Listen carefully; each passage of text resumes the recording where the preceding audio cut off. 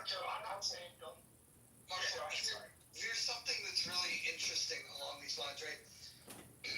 You have people on this app that pretend to be really interested in politics, right? When you talk to them about, oh, okay, can you name your state congressional member? Your district is congressional member. Can you name your state senators? The level of interest that they actually have in these things is quite low. This is why we talk about the celebrity wing of Congress. This is where the AOCs and the Rand Pauls, they get some attention. The Nancy Pelosi's, and everybody would give them attention. The people that do the work, that really do the work, that are writing policy and arguing about this stuff, nobody even knows who the fuck they are. Like, and I would even guess that the celebrity wing, nobody's really inspecting what they're all about. I would, and again, I don't mean to show hands, and I don't need anybody to argue that, oh, that's not true. But I just hear me out and just ask yourself if this is true of you. Have you ever went and looked up your congressional representatives' voting record in Congress? Have you ever looked at what they voted yes for, what they voted no for, what they voted, responded as present or abstained? Please go look at that stuff and then get a more clear picture of who your representative is. Because I don't think, actually I know, it's less than 1% of this country that actually digs into this shit.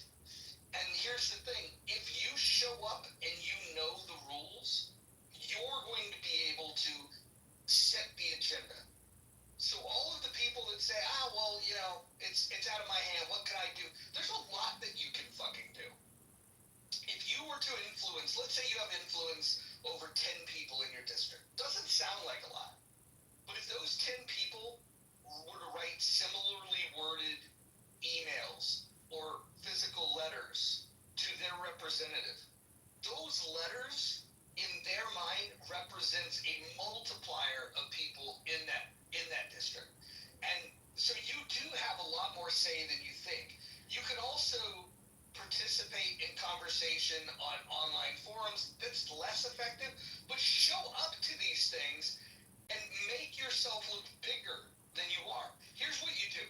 You want to show up to a rally where your congressional members get to speak at? Find all of your friends and family and tell them, hey, look, just come and hang out. We'll go do something fun after, whatever fun means in your world. Maybe go to the bar. But you tell them, just come with me. And then when they show up, give them all a pre-printed T-shirt that has whatever slogan that you give a shit about, and make sure that where the cameras are at, that you guys are positioned there, and you can make 8 to 10 people look like 1,000 people if you know what you're doing. And this is the way that you actually influence policy. If you think about when people talk about the Tea Party, right? When people talk about the Tea Party like they know what the fuck they're talking about. I don't know if you guys know how it got started, the rant by Santilli that led to people being inspired to say, yeah, I'm going to organize protests. One such protest happened in Seattle back in, 2009 maybe? And it was called Porculus. It was organized by somebody that I know very well, Kelly Corinder. You can look her up. She was the first person to organize a Tea Party rally. 120 people showed up. I want to repeat that. 120 people showed up. Now that's pretty good for somebody that at that time nobody knew. She was 31 years old. She wasn't super experienced. She had a degree. She was charismatic. But she got 120 people to show up. Now in the grand scheme of things, in a country of 350 million people, that's not a lot of people. Now, it's tough to get 120 people to show up, believe me. But that 120 people lit the fucking match. And then all of a sudden, the news couldn't shut up about it. We're in 2025, and people still reference the Tea Party. Now, sadly, they reference what the Tea Party became and not what it started as. When it got hijacked by the people that were, lifers in the Republican Party, which was what it was not intended to be at all,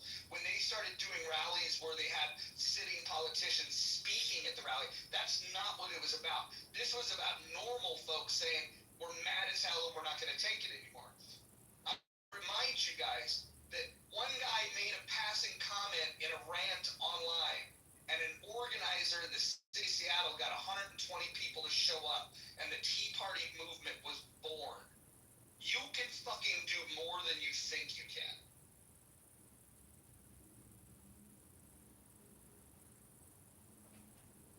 And we all think critical race theory no longer exists. Haha. Thank you, Roger. I really like for people to listen to what he said. You do need to go to your voting records of your elected officials in your communities. If you want, I use my faithful. It gives you all of their voting records on a regular basis. I also use the Christian Coalition magazine, which gives us a great outline of how their voting records, what they voted for in the past, and what they're proposing to vote for in the future. You need to be well aware of these things. Unfortunately, a lot of us who claim, like Roger said, that we are politically astute or we are people who really want to have changed the government, we're really not involved because we can see it clearly. We go and cast a vote, but voting is only one part of the American, what I call the experiment. But if we all got involved locally, really involved, we can really, really go and get some things accomplished and change a lot of these things. But because we don't have that much participation, and like when Roger starts speaking, Roger knows this, guys, a lot of these spaces on Clubhouse and the other platform, they're only drama rooms. But when you really get down to the nitty gritty and you talk about the Constitution, the Bill of Rights, the Declaration of Independence, the Federalist Papers, you're not going to have a lot of people in those spaces. And the reason why is because most people think it's boring, but they don't realize that's how you save your life. You got to have information. If you don't have information, you'll be destroyed. You'll be destroyed. That's how they can take advantage of you. So I'm looking at this Vote Smart, and I'm looking at the gentleman that I'm running against, Darren LaHood, and it's interesting. You can sort by issue, and it's incredible how many HRs they actually vote on. And so thank you for sharing that, because I'm going to create a video. I already did a open secrets video about all the corporations that he works with, but I'm going to shoot a video with regards to this Vote Smart. Yeah, in America, if you do that specifically for your state, you're going to get a lot more traction from your videos. And the reason why is when you start focusing just on your state, like we have 58 counties here in California. So we start focusing in the counties, and now we're getting the county representatives on blast. Like Roger said, you only need 10 to 15 people in each one of these counties to show up at the meeting or just turn on their live streams. A lot of you guys don't realize every one of your cities have live streaming. You can turn your live stream and check out what's going on, and when they have eyeballs on them, it changes how they vote. So there's a lot of things that we control. We all have a smartphone. We should start using it. It helps us be more smart when it comes to real data. All of us have something that we can do, and everyone has a skill, whether you're writing a letter, whether you're doing email to the voter roll, whether you're cleaning up the voter roll, whether you knock on doors, you hang door hangers. Everybody can do something. We got a lot of people voting, but not people participating.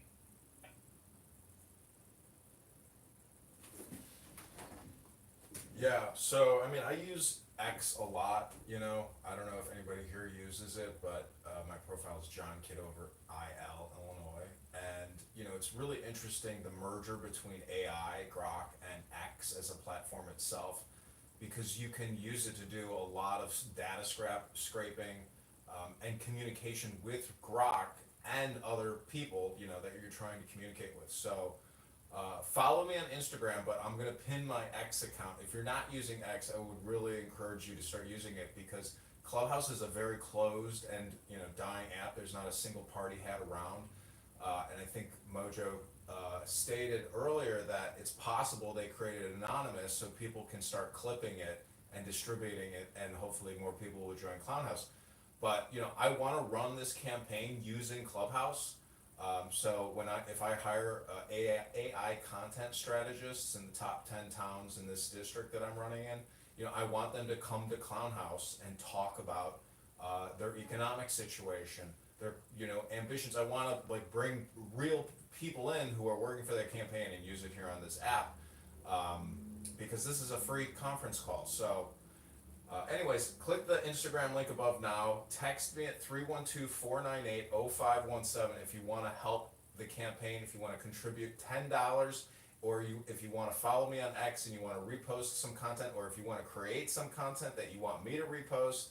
Text me at 312-498-0517. That's my direct cell, and I hope you will join the campaign to get me into Congress so we can doge Darren LaHood and these multi-trillion-dollar debt creators. Hey, Evan, what cities are in the district you running for? Rockford, Illinois, Bloomington, Normal, Illinois, Peoria, Illinois, Quincy. There's about 600,000 people in the district, and it's small little towns. 15,000 people, 5,000 people, 4,000 people. I mean, small little towns, and these are people who absolutely have no voice whatsoever. And so I want to amplify their voices, because I know that Darren LaHood does not really give a fuck about them, and he doesn't. He just puts out propaganda videos of him shaking police officers' hands, veterans' hands. The guy has created $20 trillion in debt in 10 years. Every year we create $2 trillion in debt. He's been in Congress 10 years. That's $20 trillion of voting for debt creation. 20 trillion. Microsoft is valued at 4 trillion. He created 5 Microsofts out of thin air. And that's not just a little problem. That is a catastrophic civilization-ending problem. Are you near Charlottesville and Traverse City area? You know where I'm talking? No, I don't know. Money talks, it was, that's why. Yeah, it's true. I mean, the people who win elections, they are able to buy millions of dollars in Google ads, Meta ads. They have very sophisticated online ad targeting operations. They're constantly putting out content, and they have a huge team. I'm just one guy with a decentralized group of people on Clown House that used to hate me, but still probably hate me.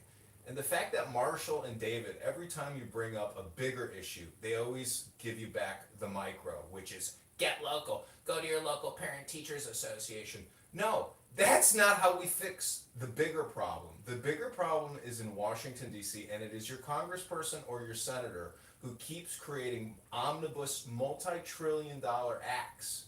This is theft and fraud against future generations, and it's huge financial giveaways and huge windfall profits for the recipients of these multi-trillion-dollar acts, let alone the amount of fraud it creates. The PPP package, that loan, was $1.8 trillion in fraud. A lot of Clown House scum on this stupid app. A lot of these people got hundreds of thousands of dollars in federal loans, and it's the recoupment rate on all that fraud it's next to nothing. So we are the problem. These acts and all this money we create out of thin air and give away is the problem.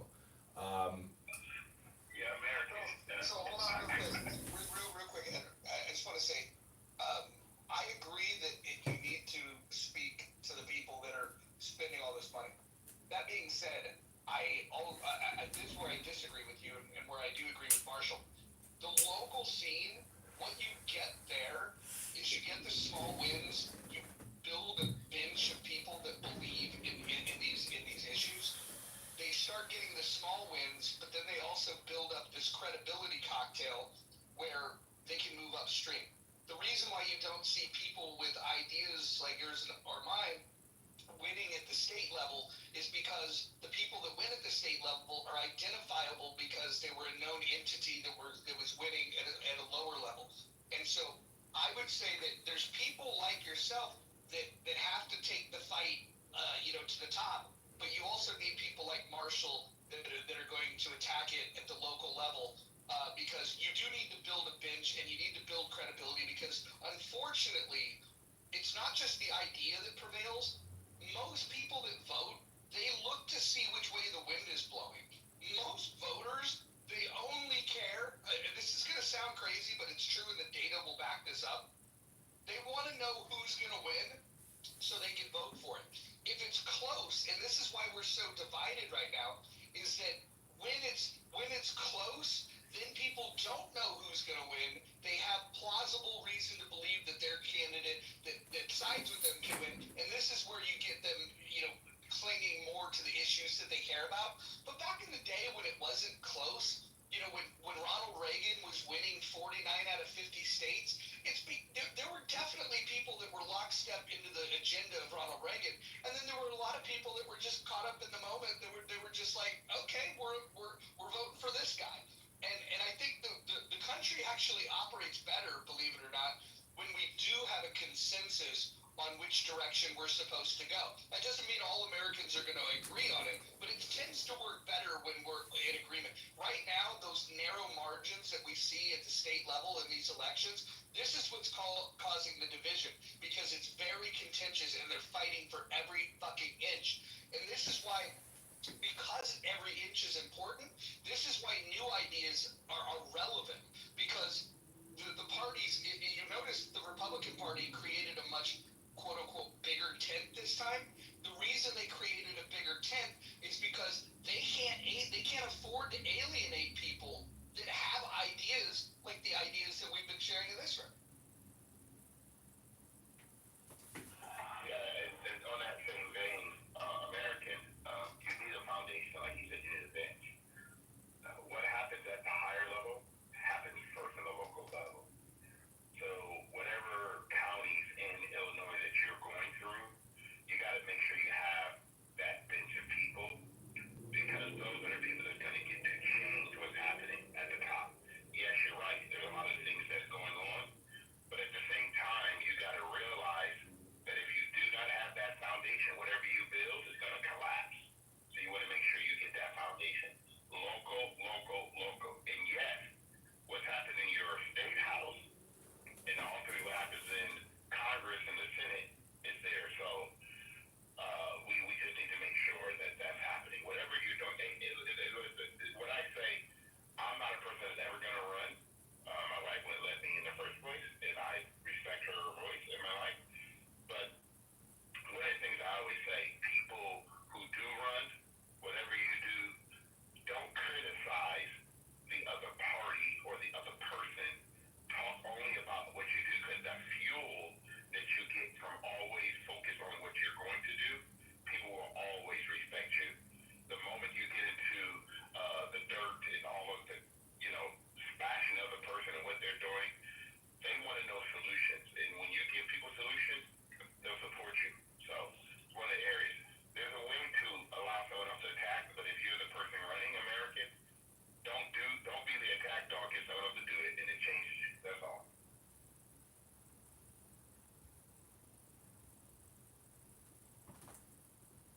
Yeah, I agree with you.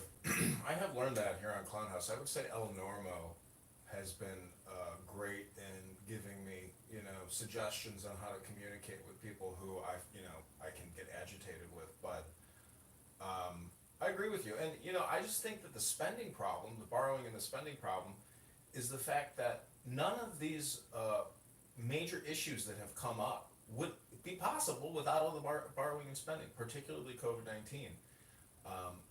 Pfizer even threw out like $30 billion worth of inventory that the government paid for. The fact of the matter is, I'm pretty much against big pharma and big health insurance. The middleman in health insurance and the amount of money they take from us every year is insane. No, I agree, but can I ask you a question? Yeah, go ahead. Just a question I ask. Where do you think all these things happen? Do you think they happen in a vacuum? See, every group needs customers. We, the people, are their customers. And if you don't inform your citizenry, we're going to miss out. We have 50 independent countries. 50 independent states here in our country. 50 independent states. We're supposed to have 348 million independent people. We don't.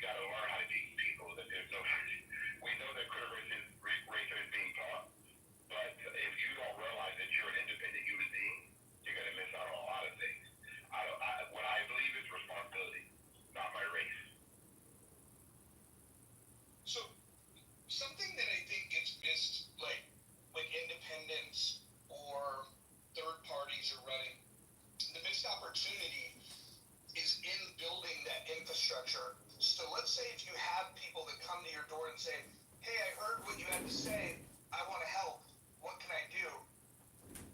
Oftentimes they're met with, oh, well, I don't know. And you don't have a job for them. I would go look at what churches do. If you walk into any church in America that's well organized and you just say, oh, it's my first time here, somebody in that church is going to talk to you and figure out why you came, what it is that you need, where you're at in your life. And the moment that you hint that like you'd like to get involved in some way, they will have a job for you to do immediately. And so the important thing to remember is that if you're building a campaign or a movement, there is a lot of work that needs to be done, and you need to be familiar with all of the little things. So let's say somebody comes that is probably not the type of person that you want to put on a panel speaking about issues, but they want to help.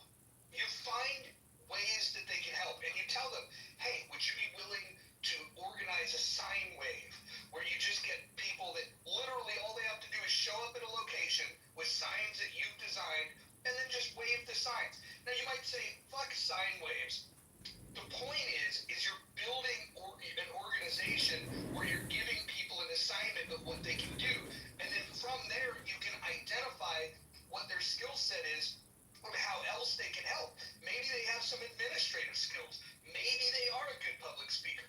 But you have to give them a purpose. You have to give them something to do immediately to get plugged in. Yeah, I agree 100%. I mean, it's basically like starting a Scientology organization or a direct response marketing campaign, and you know, you can't lose them. They're going through my funnel essentially. But you know, I'm gonna post ads on Craigslist soon to the top 10 towns and try to recruit political activists in the government section of Craigslist, and post maybe job ads in Facebook Marketplace. There's a lot of little ways to try to like spam the people in these towns. I think Facebook Marketplace could be a good place to do it even.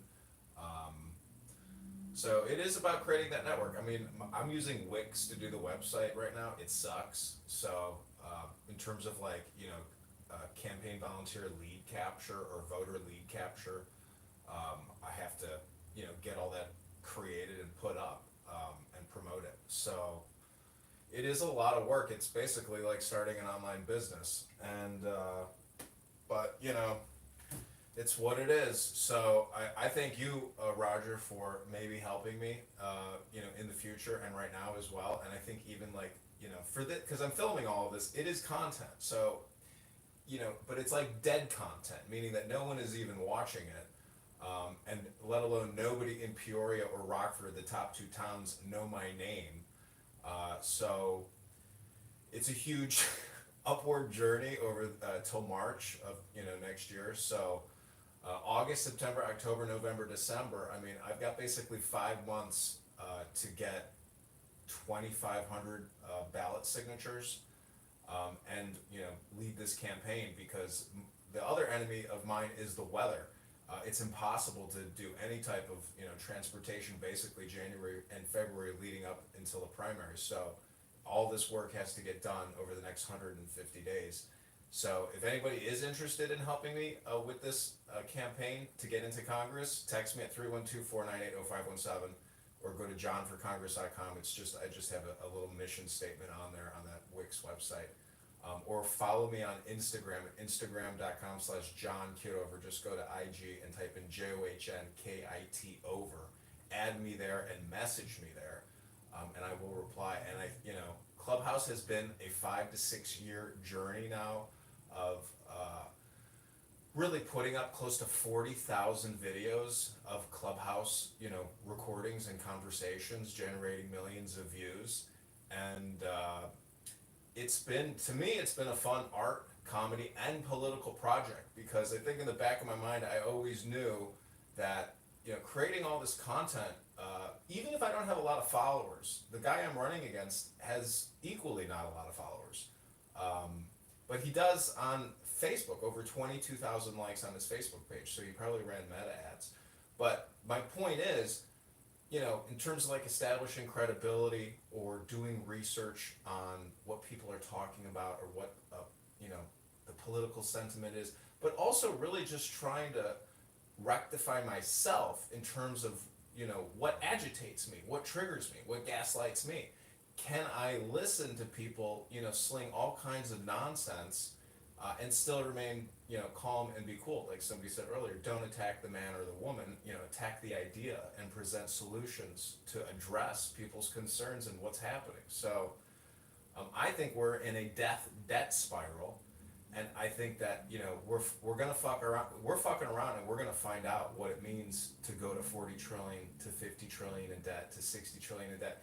It's people in 2050, 2070 that may see, you know, an extremely new set of rules that they have to abide by, because the United States of America is diminishing in its liberty and its power, and basically giving it all up to an international banking cartel, which is separate from our own government. So I think Trump is doing the right thing, and his meeting with Chairman Powell, where he's showing him, you know, a multi-billion-dollar overrun on a piece of paper. Powell looked like a clown.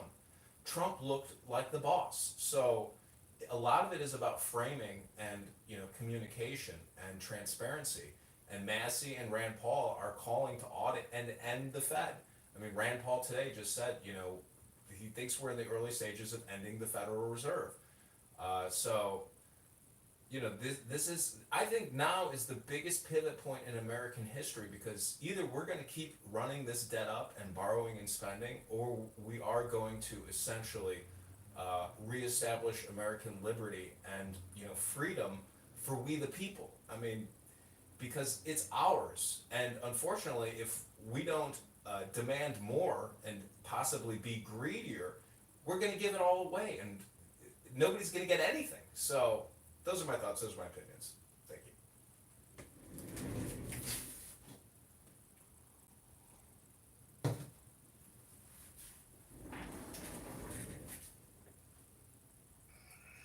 Edward Glenn, I haven't seen you on this app for a long time. How you been, man?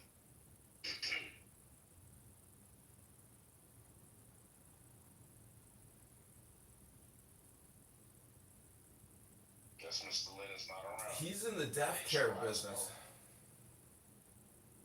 Oh, he's at the doctor's visit. Got it. No, I'm saying he's you know, he runs a mortuary business. But Anthony, let me ask you, if you were the president of the United States of America, what would you do for we the people?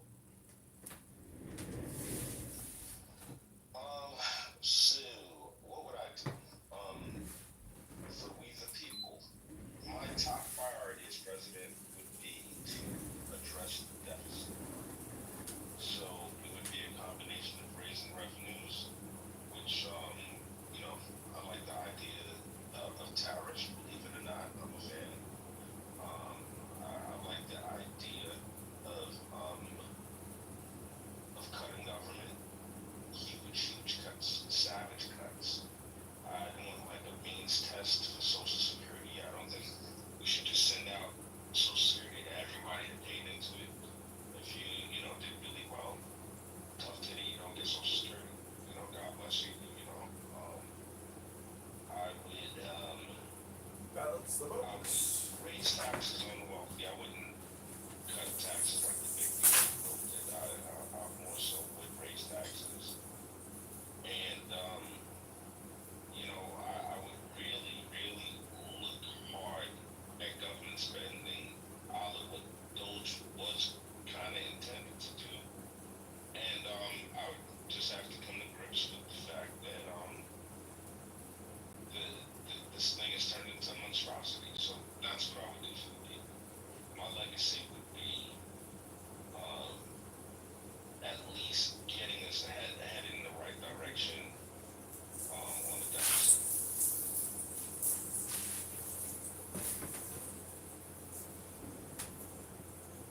Loja, I got a question for you with regards to tariffs and imports.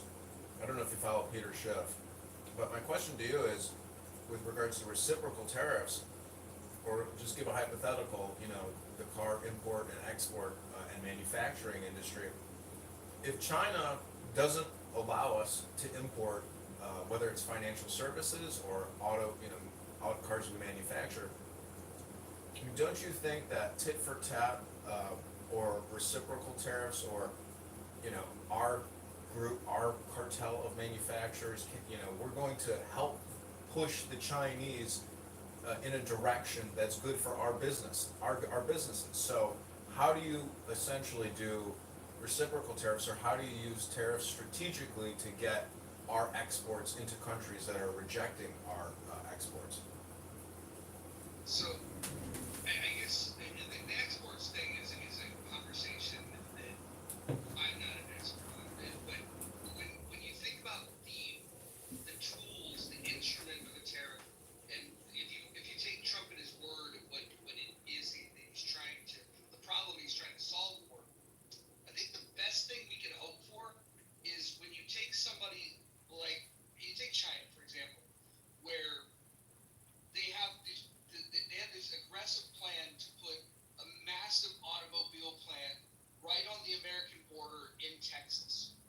And then immediately after the tariffs were announced, the plans of that facility went away. I think the follow-up conversation needs to be, hey, you want to avoid tariffs? Why don't you put that plant you were thinking of putting on the border, why don't you put that in Detroit?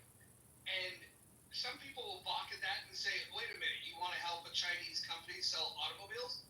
Well, if a Chinese company can create American jobs, I wouldn't care if they make money doing it. I think that you're either going to have to draw a hard line in the sand and say we don't want to fucking do anything with China, or we say if you want to participate in this consumer base, rather than the tariffs, a better option would be, why don't you create American jobs?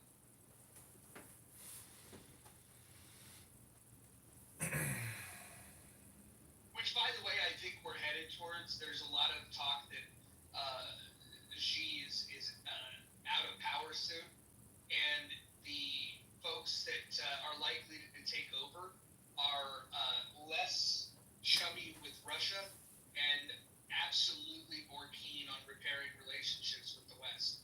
And if this is true, it can be very, very interesting, including there's a contentious border that China and Russia share, that China, as part of their 100-year plan, was to annex this land and get it back, with a weakened Russia because of the mistakes that Putin's making.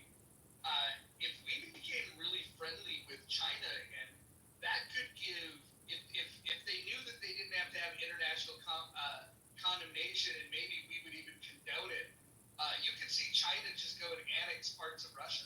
And I know that might sound ridiculous to people, but you should go and read what people in China are saying about this. In fact, they're saying that now is the best time for them to do it, because the Russian military is busy, and the only way, the only capability they would have to even try to stop it would be nuclear weapons. But I don't think that they would do that with China, because that would end that. So I think all of this fear mongering around China could be coming to an end, and if it does, we may end up seeing history write the narrative that Donald Trump is the greatest president of all time, because of the tensions that happened prior to him coming in, and his focus was on bringing China back, to be a good player on the international scene. And if that happens, like, the history books, unless they want to lie about it, they would have to say that that Trump is one of, if this all happens, if it plays out, Trump becomes in the argument for the greatest president of all time. So, I think that G is absolutely out. His days are without a doubt numbered. I think the people waiting in the wings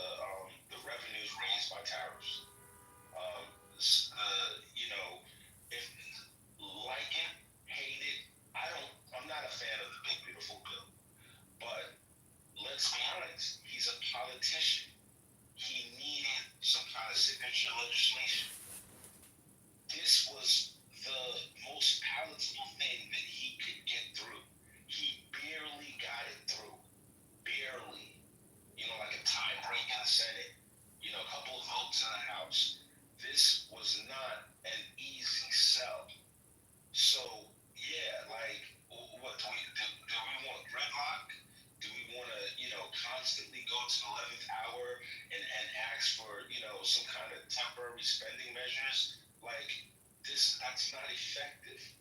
So, it, given the hand that he had, he's playing the cards the best way he knows how. And, like, love it, hate it, whatever, it's thus far, it's been pretty darn effective.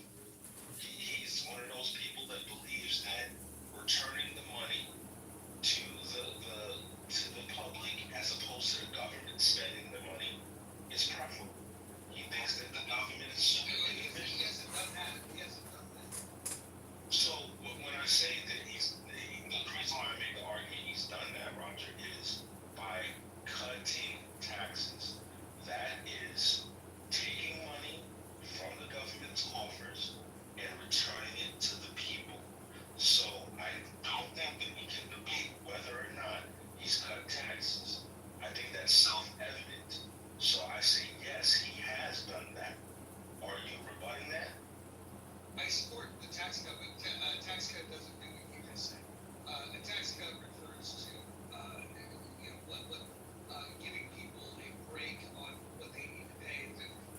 Nobody's getting a fucking refund. I'm not suggesting that people are getting a refund. What I'm saying is tax cuts brings less revenue through taxes, and they return the money. The less revenue that's raised comes back in the form of Americans having more money in their pocket. They can now potentially, do that addition to the house that they've been putting off, but now they find themselves more in, therefore stimulating the economy, therefore raising overall revenue. Look, I'm not opposed to tax cuts. The problem is when you don't have spending cuts. The bigger problem that we have to address is that we have a spending issue.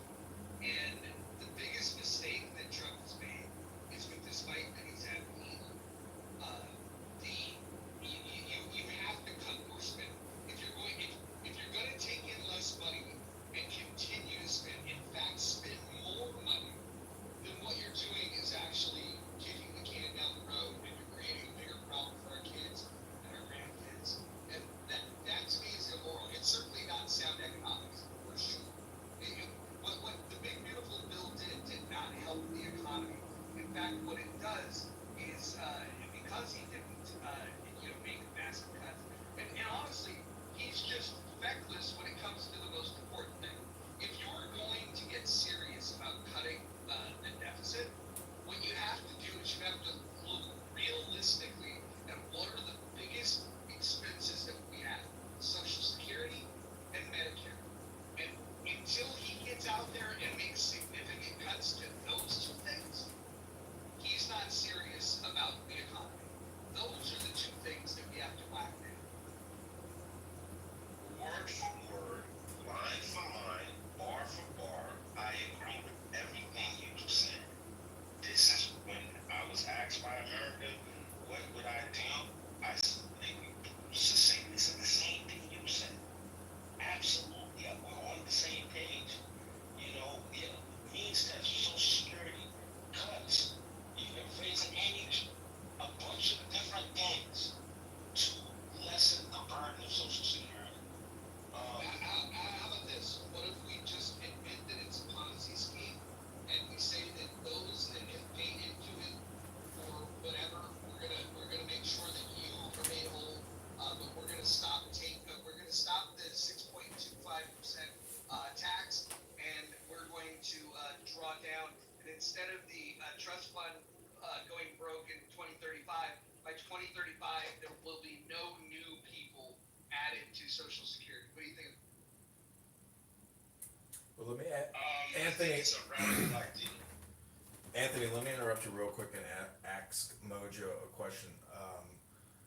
Mojo, don't you think that doing huge cuts to Medicare, Medicaid, Social Security, or the NDAA, let's say we cut spending by 40%, in 1 year, I mean, it's just imaginative, fictional thought in the same way that young Bima yesterday, has these fantastic anarchic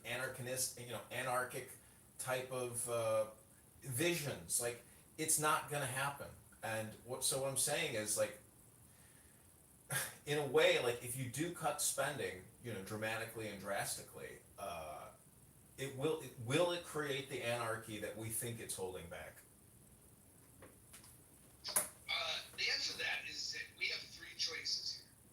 Three choices that I can identify. If you want to identify four choices, fine. Um, we can continue what we're doing today, and we will slowly die. We could increase spending dramatically and accelerate the doomsday scenario, or we can try to acknowledge the problem and alleviate it and dramatically cut the spending. I understand that status quo is the most likely scenario and that slow death. I'm saying that somewhere along the line, I'm hoping that a bold, innovative, charismatic leader will emerge that can give us the tough talk that we need and can let people know that, like, these are the choices. And, while everybody else has been, for electability's sake, has just said, let's continue to kick the can down the road. And then if you could just illustrate at what point in time all of this does collapse, and let people know that, look, this is going to be on your kid's lap, on your grandkid's lap, that the American experiment could end if we don't fix this. And so I think it's dire enough for us to at least fucking try. But if you're asking me, do I think it's likely that it happens? No, the answer is no. I think that there are people that are more interested in the immediate grift and the power grab that they can do now than they are about fixing and sustaining the economy of the United States of America. I'm acknowledging that it's unlikely, but I think it's important enough to try to take that puncher's chance. So, Roger, I'll be honest with you. I think that the scenario you said is the most likely, that, kick the can down the road, is clearly, where we're headed. I don't think that we'll ever see a charismatic enough leader that's going to sell what needs to be done to the American people. It's just, I don't like, our system is structurally set up to prevent that from happening. It just won't happen. Now, there's a different problem that I think that's really coming to the fore, and it's coming really fast. I feel that the system is broken. The game is already over. It's not even, it's like, we might be worried about the wrong thing. I think that we are going to have to fundamentally change the idea of America. I think we're going to have to become a socialist nation. I think that when you combine artificial intelligence and automation, that there is no other path forward. I just don't see the amount of real jobs, labor. Wait, Anthony, I want to interrupt you real quick. Mojo, can you maybe address what Anthony is saying? Because he thinks we're going to become a socialist nation. Can you tell him what Milton Friedman would say with regards to economic theory and philosophy and optimization and productivity? Can you maybe give him an economic response to his socialistic, perspective? Yeah, I mean, if we head in that direction, then we lose all of the incentives to become more efficient, to do the things that would lower prices for consumers, that would invest in R&D. You would essentially erode all of the incentives that would lead to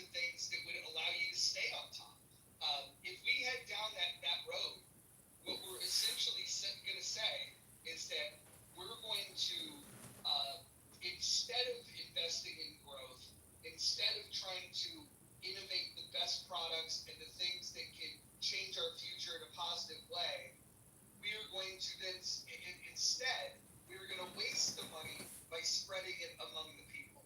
And I think what you're going to find is the inefficiency of doing that is going to just accelerate the collapse. I don't think that solves a single problem, and there's not a single example on a global scale that you can point to where people become more efficient because of these types of policies. So, Roger, do you see another path forward? Like, given the daunting scale of artificial intelligence, do you see another way out of this scenario? Yes, we win the AI war, and win it significantly by allowing. I would deregulate the fuck out of the market and allow innovation to be the investment. And we have to win the AI and the robotics war. And when we do that, I think that there could be force multipliers of revenue that we see from that. Because one of the biggest expenses that we have is labor. There's a world in which we don't necessarily need to work because the companies would become so fucking profitable. Now, that would lead you into this conversation about, well, okay, then we'll have UBI. Maybe, maybe not. Maybe what emerges is an economy, because everything that happens, has secondary and third, impacts. And what I would say would be more realistic is that when the labor work is being performed by machines, I think that the economy is going to turn into nothing but service and entertainment. I actually can envision the world being a much better place where you have more people playing guitar, playing drums, singing, drawing, dancing, and more people wanting to consume that. And I think that entertainment and service, hospitality, is going to be how human beings are going to thrive moving forward. That's what I think. So, Roger, I would state that there's just not enough entertainment and or service to keep people earning enough to have the economy continue the way it's been going. I think that there's a peak to how much entertainment and service you can have. I think you missed. Maybe you missed the part that I didn't say out loud, but I thought, I inferred that solves for this. Is that if AI and robotics make us as productive as I think it will, we won't need to tax human beings. Human beings won't need to fund the government, won't need to fund the military or infrastructure or any of those things, because the productivity that gains that we see from AI and from robotics, everything will be funded, and people will be allowed to, if you had no taxation in your life, imagine the burden that's lifted, and how much more free you would be to participate in the activities that you enjoy. Roger, what I'm saying to you is that there won't be any taxes because there won't be anyone working, because the efficiency of the artificial intelligence and the robots, there won't be anyone earning income. So the idea of taxes, it's irrelevant. This is what I think you're missing. Like, people won't earn an income. There won't be labor. There won't be opportunities to differentiate yourself in the capitalistic system. And Anthony, Mojo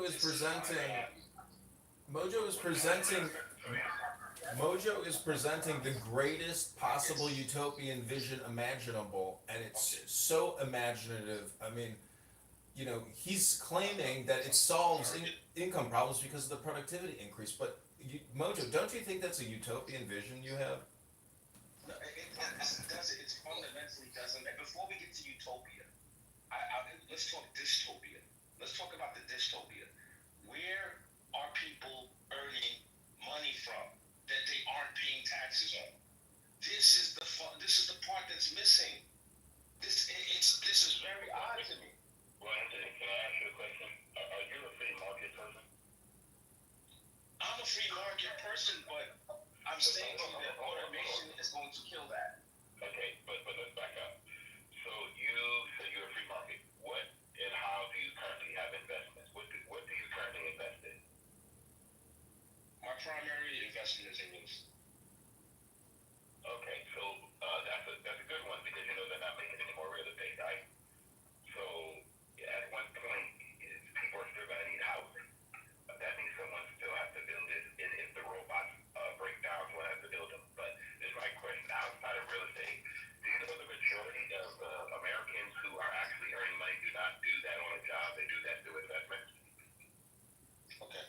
So Edward, this is what I want. Like succinctly, I want you to explain to me how people are going to earn money.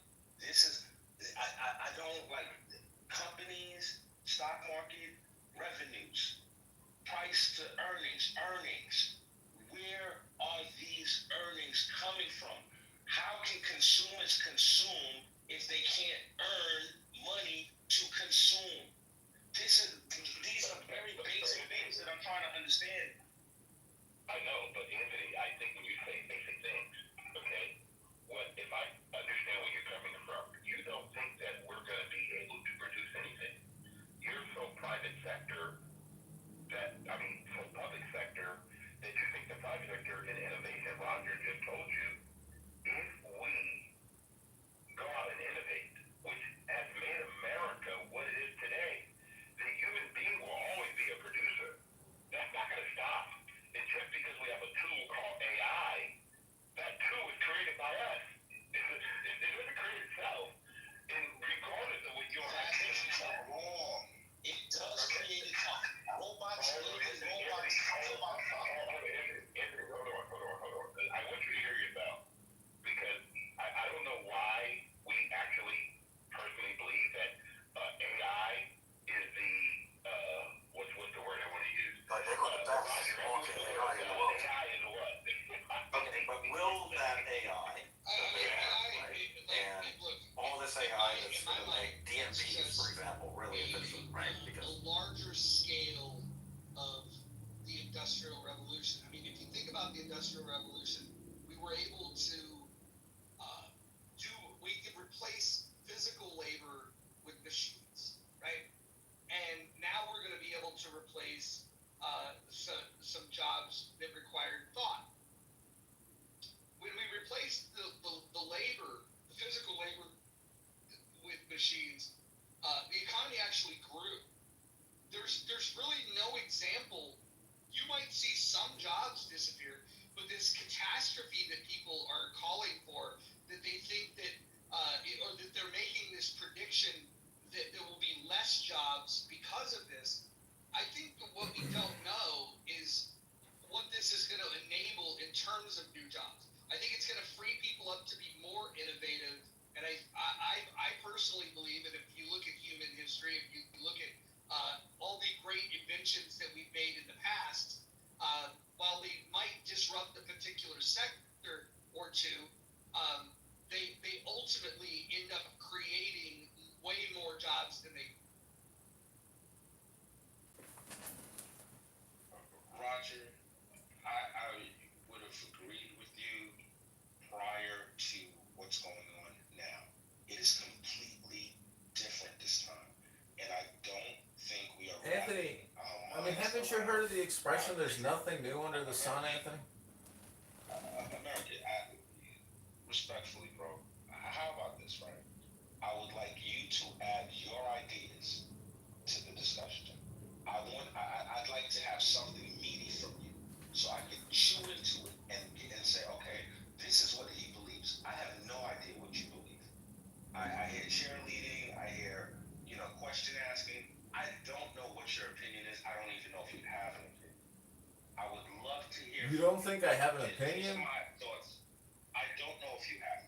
I haven't heard one yet. And I'm not trying to be funny. funny or criticize you. This is a crazy small stage. This is a beautiful environment for us to really talk freely. And I want to know what your ideas are. How do you feel about AI and robotics? What do you know about AI and robotics? Why do you think that it's going to lead to, instead of like job destruction, to job growth? These are the reasons I believe that this is going to happen. And I can say, well, I'm going to counter it with X, Y, and Z. That's what I'd love to do that. So Anthony, here's the thing. Here's what's on my side. Is that at no time in human history has creating more efficient tools eliminated more jobs than it's created. And so I have the historical evidence that creating efficiency tools creates more jobs. What do you have to support your argument that we're going to have less jobs? Okay, so what I have is a paradigm shift unlike anything we've ever seen. What I'm saying to you, this is not like anything that came before it. It would make sense if it wasn't a situation where the AI can actually exceed us in every facet. Everything. It can do way better than us. Way faster than us. It can't even create a fucking image of a human being without putting 8 fingers on it. Okay. Roger, if we were to stop and we were to talk about like where AI is currently, it's in its infancy. This is brand spanking new. The idea that, the image problems that they were having in 2022 still exist in 2025, I would vehemently disagree with that. But that's like, Roger, I hear a lot of Luddite arguments right now that shows a fundamental. Yeah, Edward, I can't talk at the same time as you can. I really can't. So yeah, with that said, like I hear this is like it's like we're talking about stuff that I guess maybe some people just don't get. They don't have their fingers on the pulse. Anthony, if I can respectfully interrupt you, I want to respectfully interrupt you, Anthony, and ask you a quick question. What do you think the following saying means? If you can say it, it is not true. What do you think that saying means? If you can say it, it is not true. What do you think that ancient Native American saying means to you? I have no idea. Okay, well, when I say if you can say it, it is not true, that means you're kind of doing what a lot of other people do here with this all or nothing AI position statement. A lot of people think America's going to collapse, and a lot of people say that America's going to disintegrate in 10 years. And you know what I say to those people, Anthony? If you can say it, it is not true. So, the more you think, the more you speak, the further from the truth you're going to get. And I think you could go all day with this all or nothing position on AI and robotics. And so again, I'll just say, if you can say it, it is not true. So I would question what you think you're saying. And